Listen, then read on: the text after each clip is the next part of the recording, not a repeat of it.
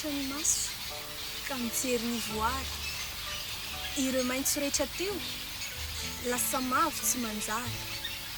Valaketraka ny ala, nandao koa ny vorokely, fa ny afo no manjaka, tsy hita tramoreo angely. Dia jereo ireo mananaina fa voasopatra voaroka, maty tao ireo biby maro, fa tsy mba afaka nisoka. Miarodana ny tany, miovaloko koa ny rano, jemijemy koa ny saina, fa ngivy mahamamo. Angamba latsa-dranomasy ireo taolo izay nikolo, fa ny tany ankehitriny izay tsy ho tahina dia voadoro. Or malagasy tiako, andao ajaina izay ananana, fa ity tany ity tsy lova akory fa nindramina. Eny, tsy mpandova akory sika, fa pindrana ihany ireo taranaka ny tompony izay mbola hitohy hatrany hatrany.